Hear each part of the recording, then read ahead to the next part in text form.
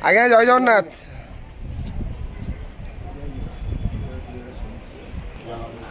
हरि बोल हरि हरि बोल हरि हरि बोल।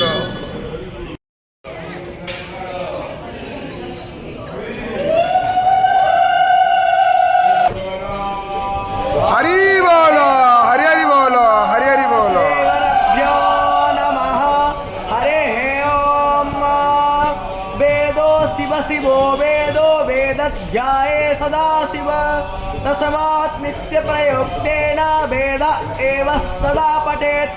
वन्देऽहं मङ्गलात्मानं भासत्वं वेद विग्रहं याज्ञवल्क्यं मुने श्रेष्ठं कृष्णं हरिहर प्रभो। जितेन्द्रियं जितक्रोधं सदा ध्यानं परायणम् अदेवानो यथा सदामिद्रोधे आसन्नप्रायावो रक्षितारो दिवमतिरुजो यतां देवानाद्घोरा आयरमाणं वरुणः मस्तेन स्वस्तेन हरि बोल हरि हरि बोल हरि हरि बोल।